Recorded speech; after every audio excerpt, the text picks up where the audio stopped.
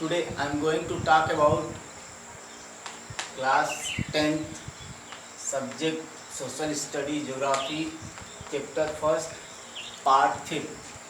Student, today I am going to teach you soil erosion, classification of soil erosion and method of soil erosion, causes of soil erosion and method of soil conservation. Student, I am going to define soil erosion. Soil erosion, the greatest loss of soil is caused by erosion.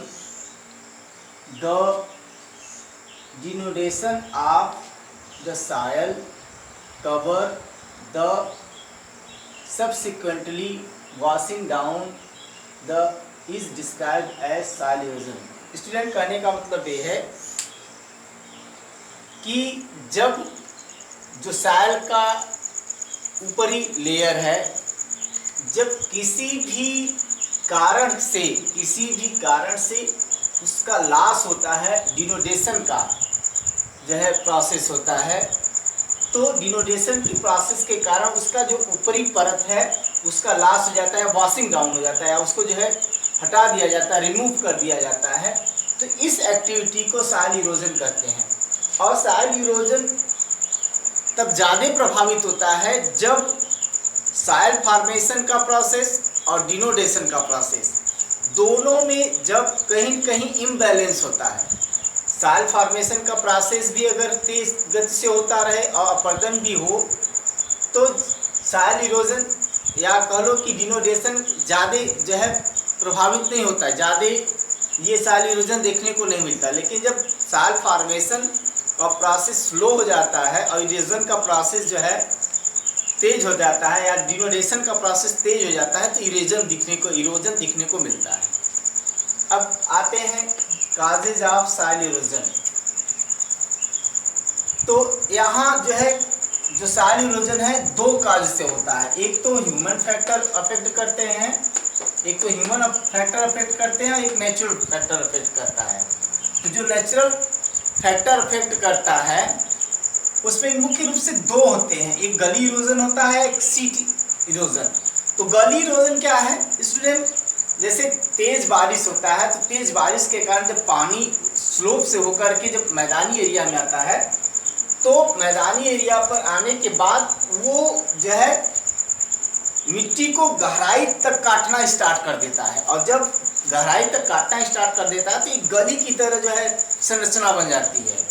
तो ये जो गली की तरह संरचना बन जाती है तो इस तरह का जो इरोजन होता है उसी को कहते हैं गली इरोजन। इसके अलावा सीट इरोजन एक ऐसा इरोजन का प्रोसेस है जब बरसात होता है, मैदानी एरिया प्लेन एरिया होता है और बरसात के कारण तेज गति से पानी का जो फ्लो होता है या तेज हवाएं जब चलती हैं तो तेज हवाओं के चलने के कारण जब सॉइल का ऊपरी लेयर, एक पूरा ऊपरी लेयर ही जो है डिनोडेशन के प्रोसेस से प्रभावित हो जाए या इरोजन उसका कर लिया जाए तो उसी को सीट इरोजन कहते हैं। पूरा एक सीट, तो उसी को सीट इरोजन कहते हैं। ये नेचुरल फैक्टर में ये दो काजेज हैं। इसके अलावा ह्यूमन फैक्टर जो अफेक्ट करता है उसमें डिफॉरेस्टेशन है, डिफेक्टिव मेथड ऑफ फार्मिंग है, ओवरग्रेजिंग है, डिफॉरेस्टेशन है और कंस्ट्रक्शन ऑफ माइनिंग है। तो डिफेक्टिव मेथड ऑफ फार्मिंग में जो खेती करने वाले किसान हैं वो अपने खेतों को जो है up and down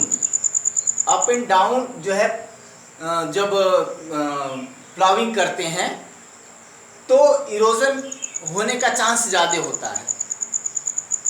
up and down उन्हें चाहिए कि वो जो है अप एंड डाउन न करके स्लोप के पैरेलल करें। और कभी कभी डीप प्लाविंग भी किया जाता है किसानों के द्वारा। गहरी जुताई करने से भी कभी कभी इरोजन का प्रोसेस सबसे ज़्यादा प्रभावित होता है। सेकेंड है ओवरग्रेजिंग। स्टूडेंट, जब तक जमीन का जो लेयर है, मिट्टी का लेयर जब तक वेजिटेशन से कवर है तब चाहे तेज हवाएं चले या तीव्र गति से जो है वाटर फ्लो हो तो भी जो है ये इस तरीके का जो है इरोजन नहीं होता। लेकिन जब सॉइल वेजिटेशन कवर नहीं होता या उस पर कोई किसी प्रकार का कोई वनस्पति नहीं होता तो जो ओवर ग्रेजिंग हो जाता है, तो इसी तरह का प्रोसेस होता है कि जो मवेशी होते हैं वो जो टॉप लेयर होता है सॉइल का, उस पर जो वेजिटेशन उनको जो है चढ़ जाते हैं और ज़्यादा चढ़ जाते हैं, जिससे कि पूरा जो है एरिया वेजिटेशन से जो है नील हो जाता है, कोई वेजिटेशन वहाँ नहीं होता, जिसके कारण जो है इरोजन का प्रोसेस वहाँ बहुत तेज गति से होता है।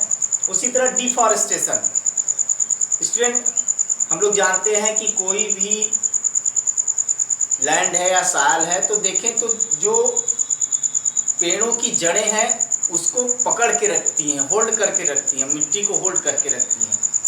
तो होल्ड करके रखने से क्या होता है, जब स्लोप पर या कहीं भी तेज बारिश होता है तो ये मिट्टी के कटाव को रोकता है, इरोजन को रोकता है। और जब तेज गति से डिफॉरेस्टेशन होता चला जा रहा है तो ये इरोजन के प्रोसेस को रोकने में, कंट्रोल करने में सहायक नहीं है।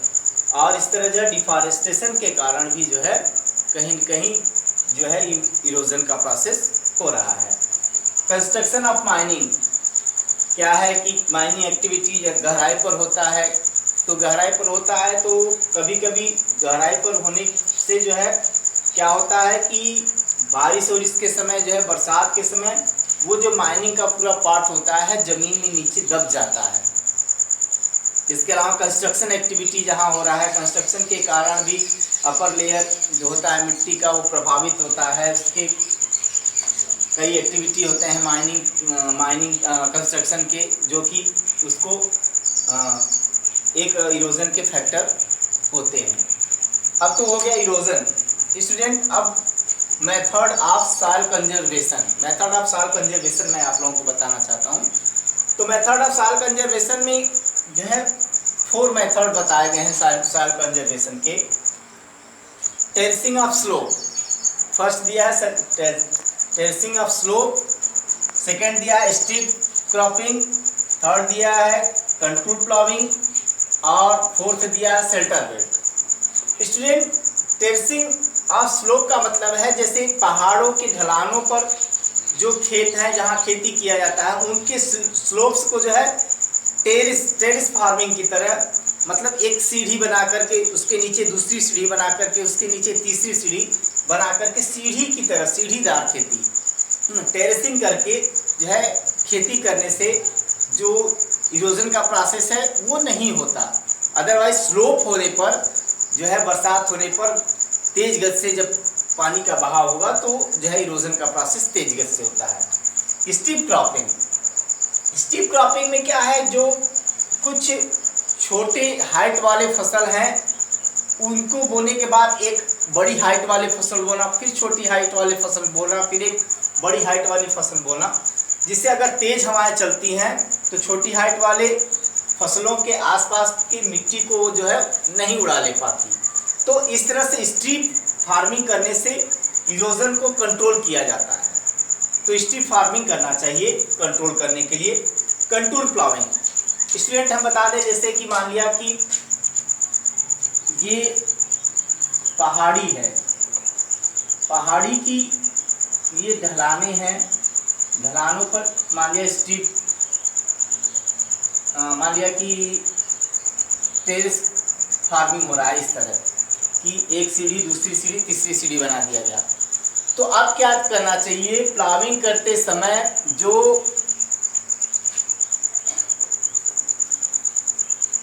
किसान है उनको ये जानकारी रहना चाहिए कि जब कभी भी प्लाविंग करें तो स्लोप अप डाउन न करें, अप डाउन न करें, ये तरीका गलत है, रॉन्ग मेथड है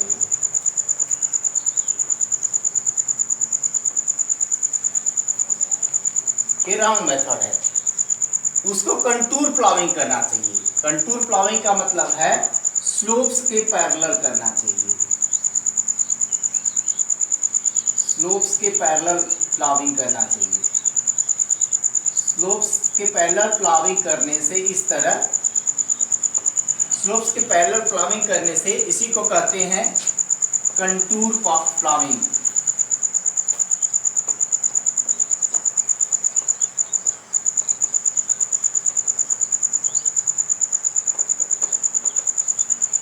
कंटूर प्लाविंग जो कि इरोजन को कहीं न कहीं जो है रोकता है, इरोजन के प्रोसेस को कंट्रोल करता है, इरोजन नहीं होने देता। और है शेल्टर बेल्ट। शेल्टर बेल्ट में कहा गया है कि जो मैदानी एरिया है जहाँ की पौधे नहीं हैं, उस एरिया में एक तरीके से रहने वाले जो गांव हैं उसमें उस क्षेत्र के बाद एक जो है पट्टी जो है ऐसा होना चाहिए जहाँ केवल वृक्ष लगाए जाएं। फिर एक पट्टी के बाद फिर एक पट्टी पर रहने के लिए व्यवस्था होनी चाहिए, फिर एक पट्टी पर जो है क्या है वहाँ फिर फॉरेस्ट या कह लो कि पेड़ लगा दिए जाने चाहिए, क्योंकि वो कहीं तेज़ हवाओं को चलने से रोकता है, कंट्रोल करता है। जब तेज़ हवाएं चलती हैं तो उनको जो है उनकी स्पीड को कम करता है, उनको कंट्रोल करता है, जिससे कि इरोजन का प्रोसेस नहीं होता। स्टूडेंट आज के वीडियो में इतना ही। क्लास 10th है, आप लोगों का बोर्ड का एग्ज़ाम है, इसलिए मैं बता देना चाहता हूँ कोई भी सब्जेक्ट हो, किसी भी सब्जेक्ट में कोई प्रॉब्लम हो, हेल्प डेस्क दिया गया है टेलीग्राम में, उसमें आप लोग जो है अपना जो भी प्रॉब्लम है वो शेयर करें।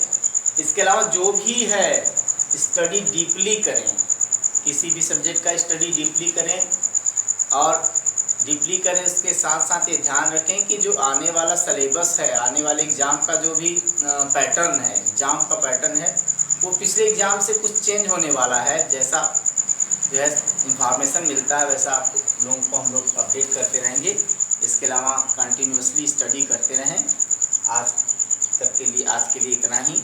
अगले दिन ये आज चैप्टर ये कंप्लीट हो गया, नेक्स्ट डे में इसका नोट्स आप लोगों को प्रोवाइड करा दूँगा।